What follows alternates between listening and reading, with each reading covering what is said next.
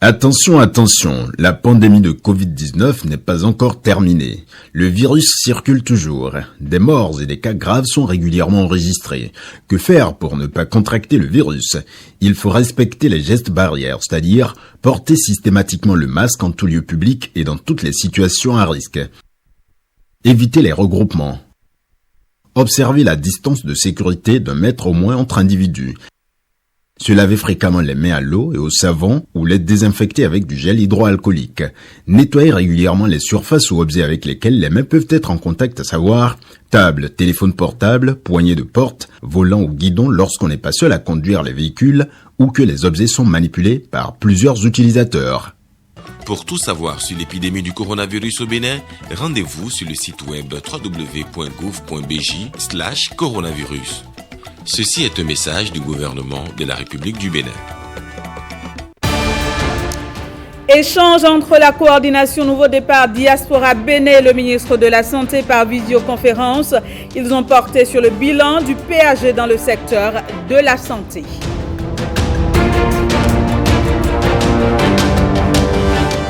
Autre élément en titre dans ce 13h, la lutte contre la rage au Bénin. Les acteurs impliqués sont réunis à Boycon pour faire un point des avancées en la matière.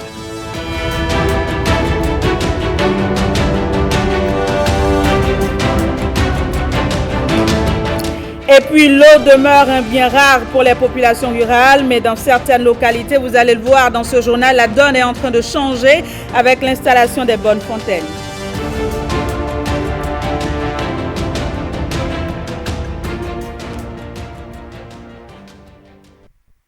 Bonjour à tous et bienvenue dans cette édition. Demain sera meilleur et les Béninois auront accès à des soins de qualité et à moindre coût. C'est la conclusion à laquelle a abouti la coordination Nouveau Départ Diaspora Bénin. C'est à l'occasion de sa 3e visioconférence bilan du PAG. Jérôme Mouba pour le point. Faire en sorte que dans les prochaines années, l'accès aux soins de santé dans notre pays soit qualitatif, l'accès donc, et que les produits pharmaceutiques qui sont sur notre marché soient des produits de qualité afin que recourir aux services publics de la santé ne constitue plus pour les citoyens béninois un risque, mais plutôt une assurance de bénéficier de meilleurs soins et d'une bonne santé.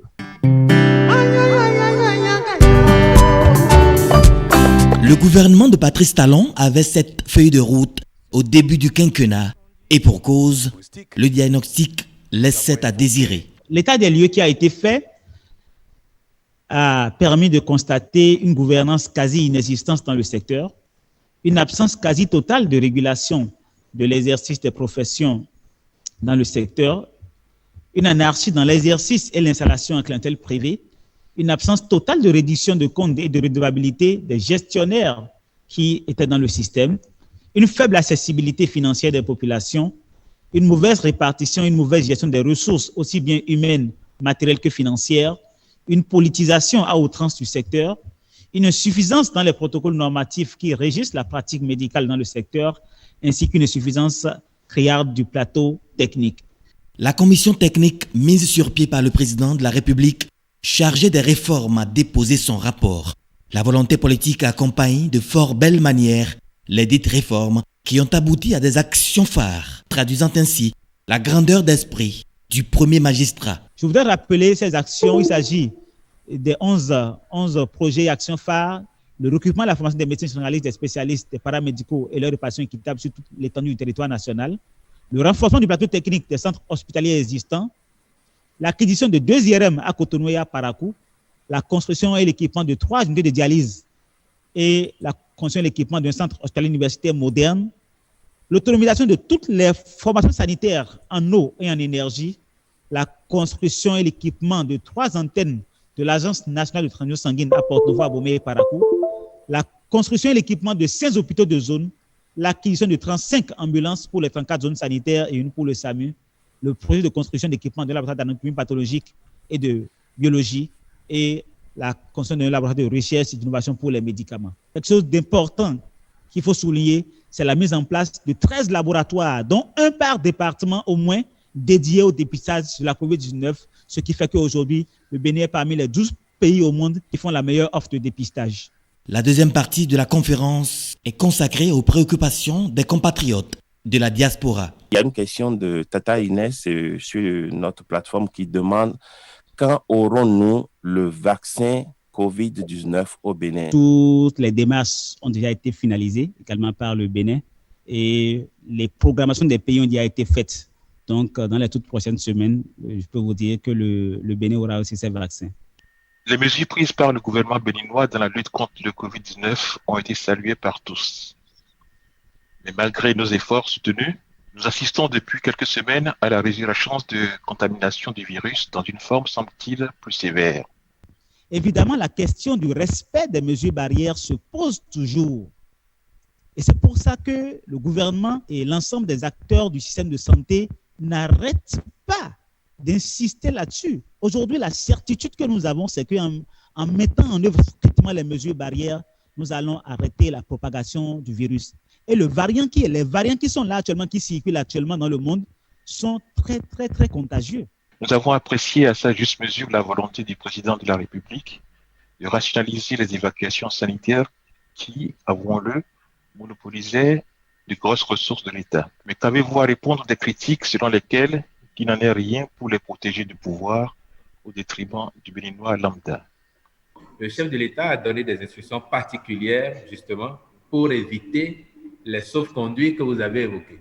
Et le ministre de la Santé a été très clair de vous dire qu'il ne reçoit pas de sollicitations particulières.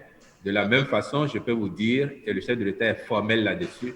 Il n'y a pas de privilège en tant que tel pour ceux qui sont aujourd'hui au pouvoir ou autour du pouvoir. C'est pour ça que la réforme structurelle de l'assurance maladie est engagée afin que demain, chacun s'offre les conditions d'une prise en charge, soit ici, soit à l'extérieur, en fonction de ses moyens, mais tout au moins sur le territoire national, que l'on dispose d'une prise en charge maladie. On a eu la chance de lire sur les réseaux sociaux beaucoup de plaintes de Béninois qui estiment que il y a des pharmacies de garde. Lorsqu'ils vont dans une pharmacie qui est dite pharmacie de garde, les produits ne sont pas disponibles. Ils doivent aller à une autre pharmacie de garde qui est peut-être à des kilomètres, à des dizaines de kilomètres de là où ils sont. Et pendant ce temps, le malade est à l'hôpital toujours souffrant. Le gouvernement, en prenant la mesure des choses aujourd'hui, a réglementé l'organisation des tours de garde, si bien que quand vous prenez l'exemple de Cotonou, aujourd'hui, sur les 104 pharmacies que comporte Cotonou, ils sont de garde toutes les 2 semaines.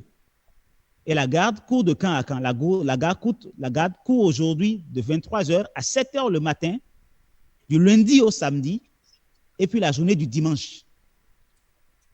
Parallèlement, les grossistes répartiteurs s'organisent pour s'assurer de l'approvisionnement des pharmacies qui sont de garde, de façon à ce que le citoyen qui a besoin de médicaments et qui va dans une pharmacie n'en manque pas. Nous avons eu vent des problèmes des dialysés au Bénin, qui sont des indigents, qui n'ont aucune prise en charge. Et les familles de ces derniers n'ont pas les moyens de les prendre en charge. Il y aurait des morts par milliers. Que prévoit le gouvernement pour venir en aide et arrêter cette hémorragie de décès et surtout de jeunes patients? Ce n'est qu'une question de temps pour que cette politique hardie que le gouvernement est en train de mettre en place pour assurer des soins de qualité en matière de dialyse à nos populations puisse être totalement opérationnelle. Lorsque la santé va, tout va. Le domaine sanitaire tel que planifié par Patrice Talon, c'est de lourds investissements pour le mieux-être de ses concitoyens. Tous les Béninois, dans quelques années, peut-être même à très court terme, auront la possibilité de se soigner, d'avoir des services de qualité à un coût, à moins de coût, ou pour les personnes indigentes, à un coût presque égal à 0. Je vous félicite pour ça. Je vous remercie surtout. S'il y a une conclusion fondamentale qu'il faut tirer, c'est que le gouvernement, sous la houlette du président Patrice Talon, travaille en ayant les pieds dans le présent, mais la tête dans l'avenir. Le futur, ce qui reste à venir, sera encore meilleur avec la mise en place du projet pour la disponibilité des infrastructures, des équipements et des ressources humaines qu'il faut pour assurer des soins de qualité aux populations, mais également un environnement assaini qui permettra également que chaque citoyen puisse avoir accès à des soins de qualité là où il se trouve sur toute l'étendue du territoire national. De 2016 à 2021, le chemin a été long, osé, mais plus encore prometteur pour la santé des Béninois. Intéressons-nous à présent à l'affaire Rekia Madougou suite aux révélations du ministre Modeste Kérékou, selon lesquelles l'ancien ministre de la Justice l'aurait contacté par erreur pour orchestrer des actes de déstabilisation du régime en place. Une de nos équipes de reportage est allée recueillir les impressions de certains citoyens et leaders d'opinion sur les derniers développements de cette actualité. On les suit. Les Béninois qui complotent contre leur pays là. Je voudrais profiter pour remercier le ministre Modeste Kérékou de nous sortir et tous ces secrets qu'il avait dans ses portables là. Ce qu'il sort a sorti sur les antennes de l'ORTB. Hier là, quand j'ai suivi ça, j'avais des larmes aux yeux. J'ai dit mais c'est des Béninois qui se comportent comme ça contre leur pays. Et il a des preuves. Et il a même dit qu'il peut même laisser son portable, que les services de renseignement ou la police peut en servir. Et aller fouiller. Il n'a qu'à aller jusqu'au bout pour nous dévoiler tous ceux qui sont autour de ce complot-là contre le Bénin. Le Bénin a un président maintenant aujourd'hui que Dieu l'aime. Et tous ces secrets-là sont en train de sortir. Nous ne pouvons que remercier Dieu. On dit chez nous en France, c'est nos mains. Vous voyez, c'est nos mains. C'est-à-dire, elle-même aussi, elle ne se rendait pas compte que ce n'est pas la personne à qui le message devrait être envoyé normalement. Malgré nous, on a vu sur les réseaux sociaux assez de supprimer. Mais l'autre, lui, il a déjà fait capture d'écran. Et toutes ces preuves-là sont là maintenant. Donc moi, je me suis dit, mais cette Rekia-là, c'est elle-même qui peut être en train de comploter aujourd'hui. Si les Béninois avaient comploté les choses de cette façon-là, est-ce qu'elle pouvait avoir la chance de gérer le département de la justice et celui de la microfinance? Vous voyez un peu, les juges sont là pour nous, pour éclairer la lanterne des citoyens béninois que nous sommes. Donc on saura tout. Je rends grâce à Dieu, même si c'est quelque chose qui est en train de se préparer. Dieu a fait que cela ne peut plus avoir lieu. Notre prière, c'est qu'on soit épargné de ces genres de choses. Je remercie Dieu parce que Dieu a voulu que cela ne soit pas mis en œuvre. Ce que nous avons entendu, ce n'est pas normal. Aucune autorité ne peut entendre cela et ne pas réagir. Il ne faut pas que les citoyens que nous sommes, nous mélangeons les choses. Il y a la politique à part. Et quand vous posez des actes qui ne sont pas conformes avec la République, que vous puissiez vous préparer à répondre. Elle a été interpellée, mais elle n'était pas seule. Il y avait plusieurs hommes autour d'elle, pardon. Il y avait Yvan, il y avait d'autres hommes politiques qui étaient là, mais pourquoi les autres n'ont pas été interpellés? Et c'est elle, donc c'est qu'elle doit se comprendre qu'elle est citée dans un dossier qu'elle doit aller répondre. Et on a appris qu'on a arrêté d'autres qui ont cité son nom. Donc si vous ne vous reprochez rien, répondez tranquillement. Et s'il n'y a pas une preuve quelque part, on ne peut pas interpeller une citoyenne. Est-ce qu'on a tassé, est-ce qu'on a porté des charges sur d'autres personnes? Il y a une histoire, tout le monde est d'accord. Nous ne sommes pas dans les secrets de la justice. C'est parce que certainement son nom a été évoqué quelque part que la justice voit que c'est important de l'écouter. Qu'on cesse de nous dire aujourd'hui au Bénin qu'il y a une main politique derrière. Je dis non. Le terrorisme doit être banni dans le monde entier.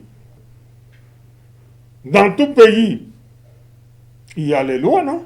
Et nul n'est au-dessus de la loi. La justice est là pour nous tous, sans distinction de sexe. Et on dit chez nous, au Bénin,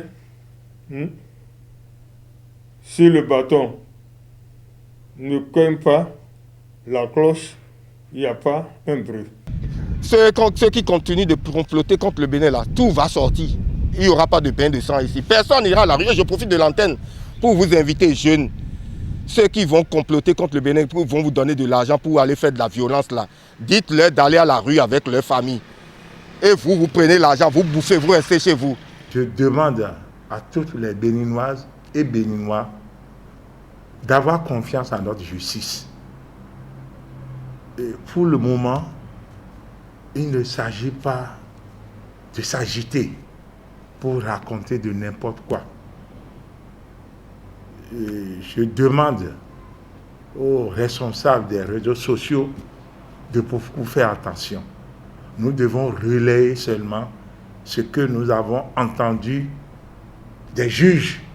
Donc je demande à tout un chacun de nous de garder la patience et attendre la décision finale de notre justice.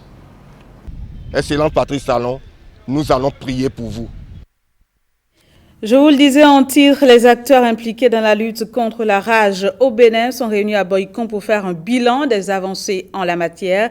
C'est à travers un atelier de capitalisation des acquis des campagnes de vaccination contre la rage au cours des 2 dernières années. Dorcas Tito et Théodore Gandjeko. Le groupe a identifié quelques difficultés. La vaccination des animaux de compagnie est l'une des priorités du ministère en charge de l'élevage afin de lutter contre la rage. Le présent atelier est donc l'occasion pour les différentes parties prenantes de faire un point sur les acquis des campagnes de vaccination contre la rage au cours des 2 dernières années. Cet atelier de capitalisation des acquis des campagnes de vaccination de masse des animaux de compagnie contre la rage a fait le bilan exhaustif des points forts et a mis en exergue les points faibles qui ont été analysés pour leur amélioration au profit des prochaines éditions. C'est une preuve du respect des clés pour garantir la durabilité de cette approche Une seule santé. Les domaines ayant trait à la gestion administrative et financière, à la formation, à l'exécution de la vaccination, à la logistique, à la supervision, ainsi qu'au rapportage, ont fait objet d'échanges et les leçons apprises ont été dégagées et les recommandations formulées. Je suivrai personnellement la mise en œuvre de ces recommandations afin que les campagnes de vaccination des animaux de compagnie se poursuivent dans un processus d'amélioration continue. Plusieurs actions sont menées pour lutter contre la rage au Bénin.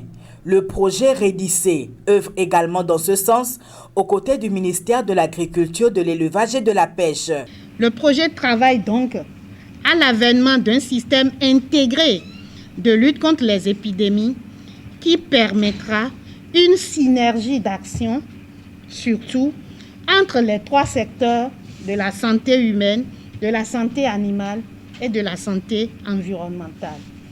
Il s'agit prochainement de réaliser la priorisation des zoonoses au Bénin, de réaliser l'auto-évaluation des services vétérinaires du Bénin avec l'outil PVS de l'OIE, d'élaborer un guide de surveillance épidémiologique intégré des zoonoses prioritaires, dont la rage évidemment, d'organiser un atelier d'élaboration d'un manuel de procédures opérationnelles standardisées de gestion intégrée des cas de morsure par les animaux de compagnie.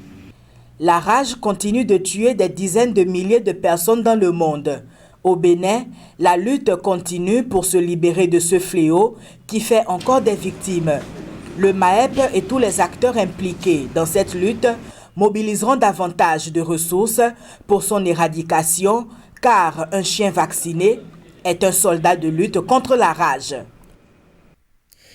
L'eau demeure un bien recherché par les populations rurales. Elles doivent parcourir de longues distances et déployer des efforts pour trouver ce liquide précieux. Mais fort heureusement, dans certaines localités rurales, la donne est en train de changer. Vous allez le voir à travers ce reportage avec l'installation des bonnes fontaines, un projet développé à Alada et à Lalo. William Choki pour le reportage. Une corvée quasi quotidienne pour ces filles et mères. Dans tous les villages de l'arrondissement de Lissé-Gazou, commune d'Alada, la même pénibilité pour se procurer le liquide précieux. L'eau là, avant qu'on va sortir dedans là, c'est problème. Maintenant, quand tu vas mener pompe là, ici, là, c'est bon pour nous. Déployer toute l'énergie de son corps. Au bout du fil, ce bidon jaune de 20 litres, sorti d'une profondeur, la centaine de mètres. Une souffrance devenue leur sport national. Mais avec le projet d'approvisionnement en eau potable en milieu rural et d'assainissement des eaux usées urbaines, un projet financé par la Banque mondiale, ces populations pourront aussi avoir un accès facile à l'eau potable. Il y a un château d'eau de 400 mètres cubes que voici et sur une hauteur sous cube de 21 mètres. Nous avons déjà réalisé le radier d'un volume d'environ 215 mètres cubes. Sur le terrain, elles manifestent ce désir ardent. Elles offrent les espaces pour abriter les bonnes fontaines. Elles saluent aussi cette volonté manifeste des autorités étatiques. Aujourd'hui, on est en train de montrer là où on va mettre les bonnes fontaines. Et on est en train de placer les plaques comme ça. Donc nous, on va sécuriser tout le truc là, l'infrastructure que le gouvernement est en train de mettre en œuvre. Dans la commune de Lalo, l'autre localité bénéficiaire du projet, les techniciens de l'Agence nationale de l'eau potable en milieu rural réceptionnent les sites d'implantation des bonnes fontaines. À Lokogba, un des arrondissements de la commune, le pèlier procède à la fouille. D'ici sortira de terre le château d'eau. Il a une capacité de 250 mètres cubes. Ça va vraiment nous aider à trouver l'accès à l'eau potable dans notre arrondissement. On a un réseau de 29 396 mètres linéaires, soit 29 km 396. On a 27 BF bonne fontaine et on a une station de pompage qui, avec des locaux à construire. Il y a le local du groupe électrogène, le local de la chloration et puis un bloc administratif. Un maillage de tous les villages et hameaux. L'eau, jusque-là une denrée rare, va devenir le bien le plus disponible et le mieux partagé. Intéressons-nous à présent à ce don de l'honorable Rachidi Bedamassi à l'école primaire publique de Tibona dans le 1er arrondissement de Parakou. Il est composé d'un module de 2 salles de classe, 100 tables bancs et 3 branchements SONEB. On retrouve Roland Tchanka pour le compte rendu. Ils l'appellent sauveur, tellement ils ont été convaincus par les actions humanitaires qu'il a engrangées pour le compte de la commune de Parakou. Un module de 2 salles de classe, 100 tables bancs et 3 branchements SONEB. De quoi changer l'image de ce centre d'éducation, dont le passé ne réjouit guère. Depuis 5 ans que nous sommes à la tête de cette école, nous avons toujours éprouvé des difficultés à trouver un abri décent et des mobiliers adéquats pour permettre à nos enfants d'étudier convenablement. Nos nombreux cris de cœur en direction de plusieurs personnalités n'ont reçu aucun écho favorable. Il a suffi votre intervention pour que les problèmes rencontrés par ces âmes innocentes trouvent enfin une solution. En effet, sur ce même lieu, précisément le 11 janvier 2021, vous avez promis finaliser les travaux de 2 salles de classe, puis les équiper de 100 tables bancs. Moins d'1 mois, la promesse a été réalisée. Le temps du cauchemar est terminé et les apprenants ne peuvent contenir leur joie à l'idée d'étudier dans de meilleures conditions. Aujourd'hui, aucun apprenant ne restera plus debout ou couché à même le sol pour suivre les cours. Merci, cher papa pour votre générosité et votre soutien. La gratitude, mais aussi la parole donnée, deux valeurs qui sous-tendent les actions de l'élu de la 8e circonscription électorale. Vous savez pourquoi je ne m'amuse pas? Parce que je connais vos problèmes. Je ne suis pas un homme politique importé. J'ai vécu la misère au sein de la population de Parakou qui m'a tout donné et dont j'ai l'obligation morale, spirituelle d'être fidèle et de donner le meilleur de moi-même. L'éducation est le premier pilier du développement de toute nation. Et une bonne éducation passe forcément par de bonnes conditions de travail des apprenants que des enseignants. Au XXIe siècle, on ne peut pas continuer de voir des classes branlantes en plein cœur des villes. Le gouvernement et la mairie, seuls ne peuvent tout faire. Et c'est pour ça, en tant qu'acteurs politiques, nous avons l'obligation morale politique de venir d'aider le bas peuple. Apprenants, enseignants et responsables ont pris l'engagement de faire un bon usage du don reçu, mais surtout d'élever le PP Tibona au rang des meilleures écoles de la commune. Venons-en à présent à cette session extraordinaire du Comité national de suivi du projet de Centre d'excellence d'Afrique pour l'impact sur le développement, une rencontre qui vise à présenter le projet aux membres du Comité national de suivi. Brice Rungba et Firin Bassao. Il s'agit pour l'Université d'Abomey-Calavi de former des cadres spécialisés pour les besoins du développement économique, social, intellectuel et culturel de la nation, mais aussi de participer au développement de la recherche scientifique fondamentale et appliquée, pour ne citer que ses besoins spécifiques. L'Institut de mathématiques et de sciences physiques IMSP de Dambo, l'Institut national de l'eau INE et l'École polytechnique d'Abomey-Calavi EPAC ont été sélectionnés pour abriter respectivement les centres d'excellence en sciences mathématiques, informatique et applications, eau et assainissement, puis collège d'ingénierie en énergie, infrastructures de transport et environnement pour recevoir les fonds de la Banque mondiale. Le comité a été installé en décembre et à cette rencontre-ci, on leur explique la base de l'ensemble des projets pour qu'ils comprennent leur rôle, pour qu'ils comprennent ce que nous attendons d'eux, et nous espérons que avec le directeur de cabinet comme président de ce comité-là, le directeur sera la transition entre les centres et les différents membres du comité. Le choix de l'IMSP de Dambo n'est pas anodin.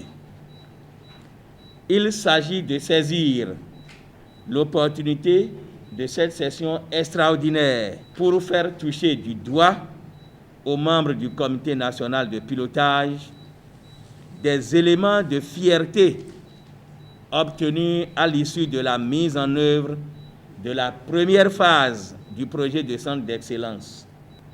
Chers membres du CNMP, vous aurez donc à visiter ici, à l'IMSP, notre supercalculateur, la centrale solaire et la bibliothèque. Plusieurs communications ont été présentées à l'assistance. Elles permettront aux membres du comité de s'approprier toutes les spécificités liées à chaque projet, d'une part, et d'autre part, de mettre en place des stratégies en vue de l'atteinte des objectifs du projet.